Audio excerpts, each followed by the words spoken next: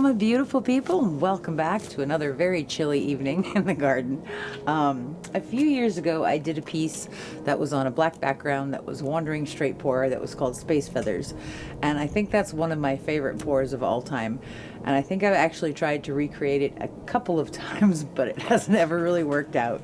But I would like to try that again tonight with a few small subtle changes. In that original painting I had used bronze and 24 karat gold, and I'm not using either of those tonight, but I am using this little Piggy pigment that I'm in love with called Algae. So I think this is going to be really, really pretty. Let's get started. This is a 24 by 24 inch gallery wrap canvas from Artists Loft. I have taped and pinned the back, and I have painted my sides and edges with my base coat color, my black. Let me show you the colors because they are very pretty. First one we're using is Amsterdam Permanent Blue Violet. Gorgeous, gorgeous stuff. In the original pour, I had used my Liquitex Gloss Medium pouring medium. This is the Golden's Heavy Gel Gloss pouring medium. And it's not super thick, not super thin, leaving a mound and then sinking into itself pretty quickly. Okay. This one is Amsterdam Prussian Blue, which is gorgeous. Really, really like this color. I was very impressed with it in my last pour. Again, mound on a mound and then sinking into itself pretty quickly. Okay, the beautiful one here. This one is this little Piggy in Algae, and I put some on the stick so you guys can see what it looks like when it's dry. Super, super pretty. Gorgeous color. This is mixed according to my Tipsy Piggy recipe, where I disperse the pigments in isopropyl alcohol and then I add it straight to my pouring medium. With all the other colors, after I put the paint in the pouring medium, I add Floetrol. With the Piggies, I do not. I just fill the cup up with the pouring medium because the alcohol thins it out a lot and I don't want it to get thinner than the other colors. We also have here some Amsterdam Oxide Black, which is cool. I haven't used black as a base coat in a very, very long time. Not entirely sure why, but I haven't. And this is my Amsterdam Titanium White, which has been getting all over my hands every time I touch the cup. So, okay. We're going to layer one 16-ounce cup, and then we're going to spread out our base coat, and then we're going to pour. So, we're going to start with a little bit of that Oxide Black. So, I just watched the original video before we started doing this, and instead of using the gold on the bronze, I'm going to use the Algae. So we're going to put a layer of Algae in there, and we're going to put some Prussian Blue,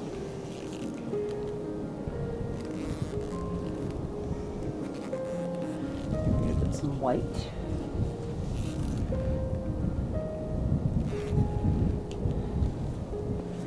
put some purple. About to knock everything over tonight. Wow. I'm going to blue violet. We're going to do that again a couple times. So some black. I might put some more Algae in it too. That's so pretty. It's gorgeous.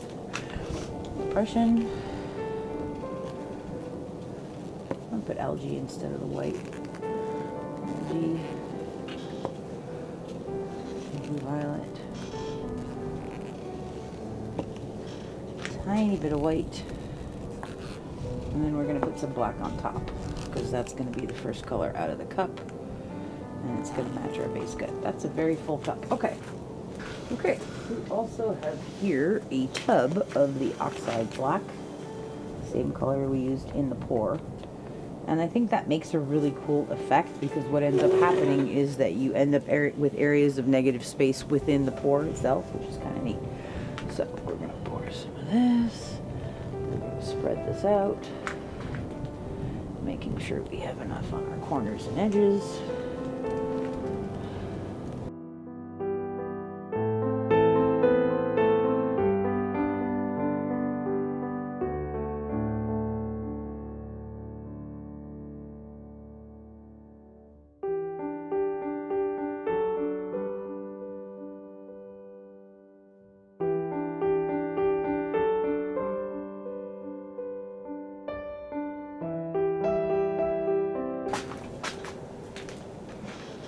Okay, this is going to go pretty fast, so maybe stay wide, don't get too close. Okay, we're gonna kind of move around a little bit. We're not doing this to get a lot of fingerlings, though we might make some at the end, but this is just a wandering straight pour. Are you ready, husband of awesomeness? Aye, lass, that I am. Okay, here we go.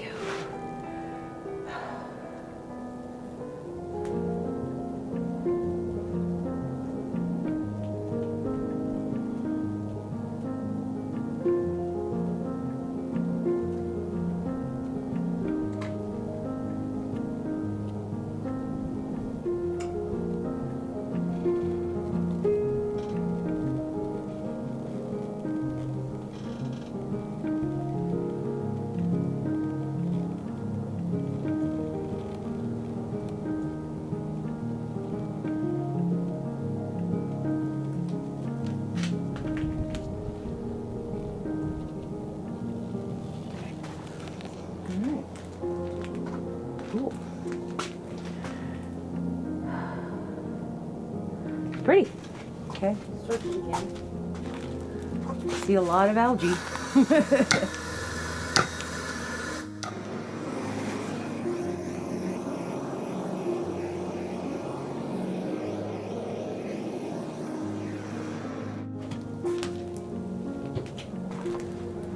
don't want to over tilt this, so we're going to take this and go off that edge first. Find the way to the paint and walk it down to that corner. Just very easily go off that edge without losing a lot. To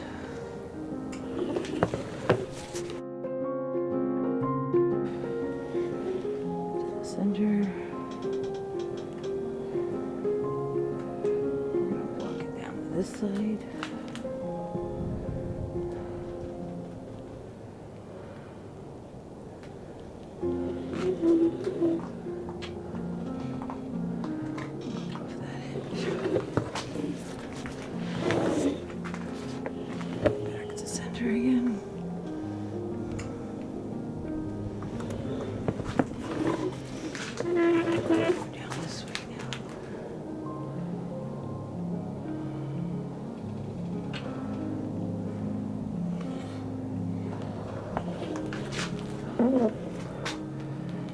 Just go over that side real quick. That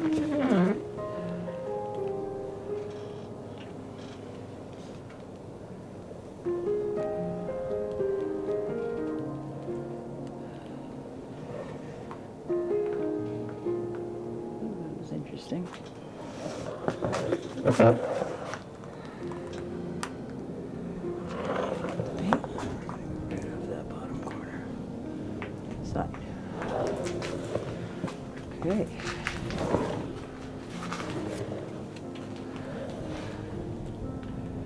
Let this float back down and hopefully give us a nice composition.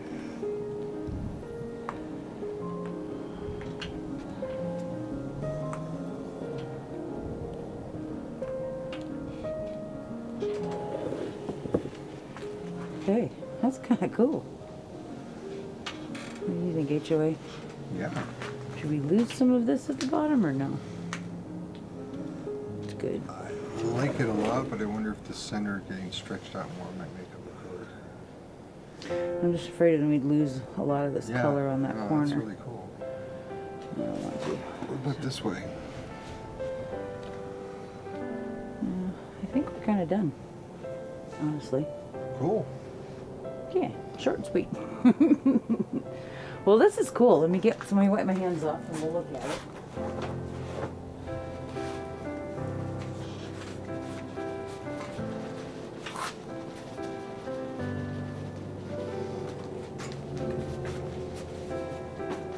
I really like everything that's happening here. I really like the black base coat with, and this is all that algae color. So it's going to be really, really super shiny and sparkly. But I like having the black throughout. Like I said, it brings that negative space into your pour without leaving actual negative space. I really like what the Prussian Blue did and what the permanent blue violet did, where it mixed with the algae and with the black. It got a little darker and kind of sparkly. That's pretty cool. Where'd you get that star field? In there? Yeah, Isn't it's it so neat? cool. Let's start it again. So cool. Huh?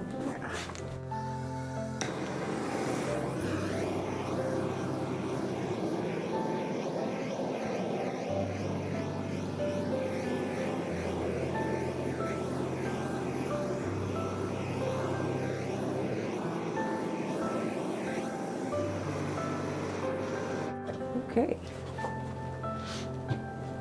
All right. So this is awesome. I'm really happy with this. I think probably this side would be the top and that would be the bottom. It's kind of neat. Very cool looking. So without any gold or other metallics, just the algae in there. So I think this is going to be really, really neat. I will show you guys dried results at the end of this video, and I will show you dried results from the last pour we did. Touching. No, it was called. Thanks so much for hanging out with us tonight. I hope you enjoyed this one. If you did, please leave me a like, leave me a comment, let me know what you think. And if you can share the videos, I always appreciate it. We'll be right back with dried results. It's cool.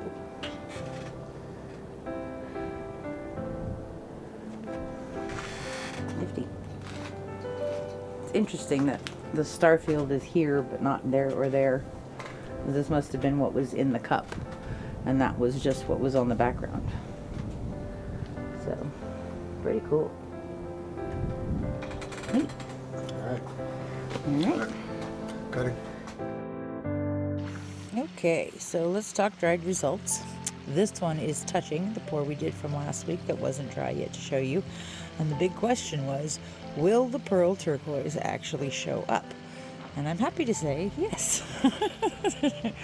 So this is just looking at it straight up and down, and it's kind of difficult to see, but I do see a little bit of the pearl turquoise up there on the top. However, if we walk over and we just tilt it a little bit more, then we can see the pearl turquoise, which is kind of nifty.